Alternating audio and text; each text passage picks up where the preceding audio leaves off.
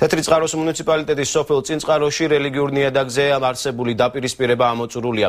დღეს მუსულმანებმა პარასკევის საერთო ლოცვამ 7 ვითარებაში ჩაატარეს. რელიგიური კონფლიქტის დეტალების გასაცნობად სოფელში ამერიკის შეერთებული შტატების ელჩი რიჩარდ ნორლანდი ჩავიდა. რა განცხადებები გააკეთა ამერიკელმა დიპლომატმა და როგორ აფასებენ არასამთავრობო ორგანიზაციები მიღწეულ შეთანხმებას. თემაზე თამარ გოგესაშვილი მუშაობს.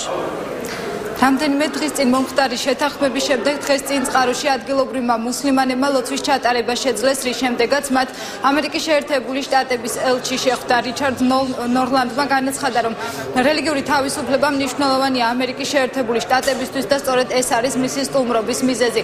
დიპლომატის თქმით, ყველა უმცირესობის უფლება უნდა იყოს დაცული და ამის გარანტს სახელმწიფო წარმოადგენდეს. ლოცვის მიმდინარეობას მონიტორინგს უწევდნენ არასამთავრობო ორგანიზაციების წარმომადგენლები. ისინი ამბობენ, რომ გადასახედია შეთანხმების ის პუნქტი, რომლის მიხედვითაც წინწყაროში სალოცავად ჩასვლა ეკრძალებათ სხვა მუნიციპალიტეტში მცხოვრებ მუსლიმანებს.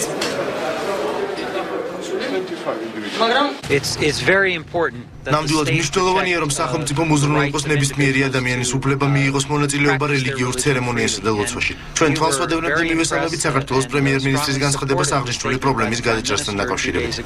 შეთანხმების მეორე პირობა იმასთან დაკავშირებით, რომ სხვა სოფლებიდან არ ჩამოვიდნენ მუსლიმ ლოცველები პრინციპში ცალკე შეფასებას მოითხოვს, იმიტომ რომ ვინმეს გადაადგილების თავისუფლების შეზღუდვა რაიმე წესით არ არის სამართლებრივად გამართული.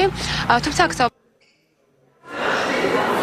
როგორია ადგილობრივი მუსლიმანებისა და მართლმადიდებლების შეფასება აღნიშნულ შეთანხმებასთან დაკავშირებით და რა შენიშვნები აქვთ არასამთავრობო ორგანიზაციების წარმომადგენლებს, ვრცლად ზუსტად 9 საათზე ჩვენს მთავარ გამოშვებაში კი ამბობთ.